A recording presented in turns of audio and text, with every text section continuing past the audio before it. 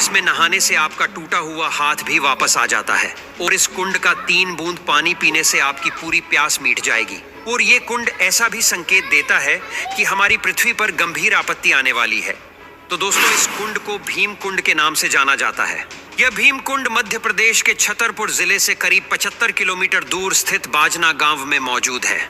इस कुंड को देखने और इसमें नहाने के लिए बहुत से लोग दूर दूर से आते हैं। किस्सों कहानियों में बताया जाता है कि इस कुंड का संबंध महाभारत काल से भी है, जिससे इसका महत्व और बढ़ जाता है। भीम कुंड की खासियत यह है कि इसका पानी बेहद साफ और निर्मल है, जहां लाखों की संख्या में मछलियां ऊपर तैरती हुई दिखाई देती है। जब भी कोई आस्थावान व्यक्ति इस कुंड में स्नान करने के लिए आता है तो न तो मछलियां पानी के अंदर जाती है और न ही उन्हें किसी प्रकार का डर होता है, क्योंकि उस व्यक्ति से इतनी सकारात्मक ऊर्जा निकलती है। भीम कुंड की गहराई नापने के लिए कई वैज्ञानिकों ने दिन रात एक कर दिए, लेकिन आज तक कोई भी वैज्ञानिक और संस्था यह पता नहीं कर पाई कि आखिर भीम कुंड की गहराई कितनी है और आखिर कैसे एक छोटे से कुंड के अंदर समुंदर जैसी स्थितियां पैदा होती है। आखिर इस कुंड का महाभारत में क्या महत्व था, चलिए इस बारे में आपको थोड़ा बताते हैं। दरअसल ऐसा माना जाता है कि पांडव जब अज्ञातवास में रह रहे थे तब उन्होंने अपना कुछ समय भीम कुंड के आसपास गुजारा था। कहते हैं कि कई दिनों तक घूमते घूमते द्रौपदी को जब प्यास लगी तो पांडवों ने इधर उधर पानी की तलाश की, लेकिन आखिरकार जब उन्हें कहीं पर भी पानी नहीं मिला तो भीम ने अपनी गदा से एक चट्टान में जोरदार प्रहार किया और उसके नीचे से एक बड़ा सा जलाशय निकला। मगर उस जलाशय के अंदर जाने के लिए कोई रास्ता नहीं था और इसलिए अर्जुन ने अपने बाणों का प्रयोग करते हुए वहां एक रास्ता बनाया। और इस तरह न सिर्फ द्रौपदी ने बल्कि 5 पांडवों ने भी अपनी प्यास बुझाई। और यह कुंड भीम द्वारा बनाया गया था, इसलिए इसे भीम कुंड कहा जाता है। भीम कुंड 40 से 80 मीटर चौड़ा है और यह कुंड देखने में बिल्कुल एक गदा के जैसा दिखाई देता है। भीम कुंड के चारों तरफ आज भी कुछ निर्माण कार्य दिखाई देते हैं, जो इस बात का प्रतीक है कि पांडवों ने भीम कुंड के अंदर लगभग 1 वर्ष तक का समय बिताया था और शायद कुछ समय के लिए यहाँ तपस्या भी की थी। ऐसा कहा जाता है कि जब भी किसी तरह की कोई प्राकृतिक आपदा जैसे बाढ़, भूकंप, सुनामी आने वाली होती है तो इस कुंड के जल का स्तर अपने आप बढ़ने लगता है और यहाँ के लोग इस संकेत को देखकर समझ जाते हैं कि जल्द ही कहीं ना कहीं प्रकृति का प्रकोप बरसने वाला है। साल 2004 में सुनामी आने से पहले भी इस कुंड में अचानक कुछ हलचल पैदा होनी शुरू हो गई थी, जब इस कुंड से पानी की लहरें 15 से 20 फीट ऊंचाई तक अचानक उछलने लगीं। इसी घटना के बाद से भीम कुंड के दर्शन करने वाले लोगों की संख्या काफी बढ़ने लगी। कुछ दिनों बाद देश विदेश की मीडिया और दुनिया भर के वैज्ञानिक भी यहाँ पहुंच गए, जिसके बाद भीम कुंड पर शोध शुरू किए गए कि आखिर कैसे इस कुंड में समुद्र की तरह हलचल हो रही है। हैरानी की बात तो यह है कि वैज्ञानिक कई दिनों तक इस कुंड की गहराई को नापने की कोशिश करते रहे और कई गोताखोरों ने कुंड के अंदर झांक कर देखा। लगभग 22 फीट पानी के अंदर जाने के बाद वो लोग आगे नहीं जा पाए, जैसे कोई ताकत उन्हें आगे जाने से रोक रही हो। वैज्ञानिकों का कहना था कि इसकी गहराई नापना संभव नहीं है। इसके अलावा यहाँ गहराई में कई क्विंटल वजन की मछलियां मौजूद है और अंदर पानी का बहाव भी बहुत तेज है और साथ ही नीलम पत्थर के जैसी एक बड़ी चट्टान भी है।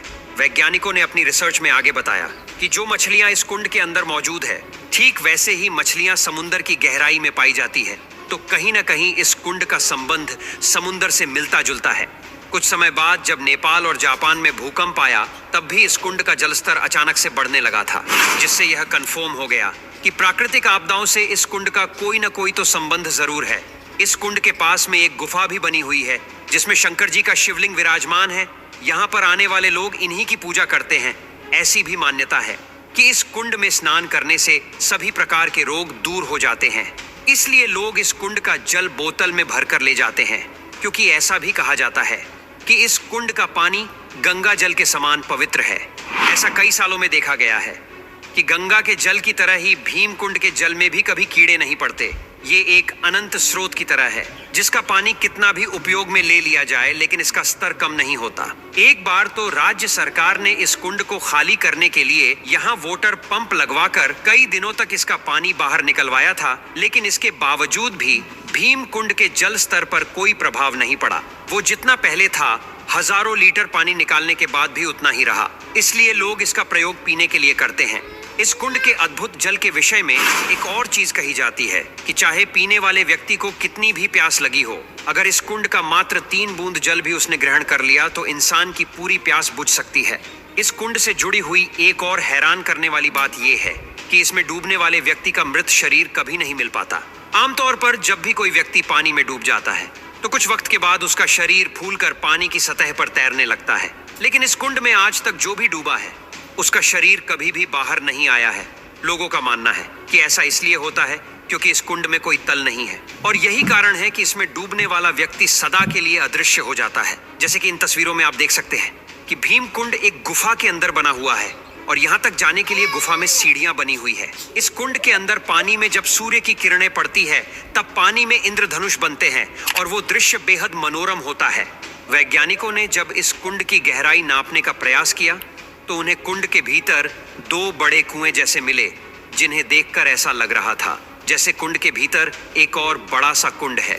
उनका मानना है कि इनमें से एक कुएं से जल आता है और दूसरे कुएं की मदद से बाहर निकल जाता है। हालांकि इस कुंड के नजदीक मौजूद लोगों का मानना है कि कुंड का भीतरी संबंध समुंदर के साथ है, जहां से बहुत तेज लहरों के साथ पानी आता जाता रहता है। इस कुंड के पानी का स्रोत क्या है, इसकी गहराई कितनी है और वह कौन सी अदृश्य शक्ति है जो गोताखोरों को भी यहाँ नीचे जाने से रोकती है, ऐसे कई सवाल हैं, मगर इनका जवाब किसी के पास नहीं है। बस इतना ही नहीं, बल्कि इसी की तरह भारत में और भी काफी सारे कुंड हैं जो इससे भी कई गुना रहस्यमयी है।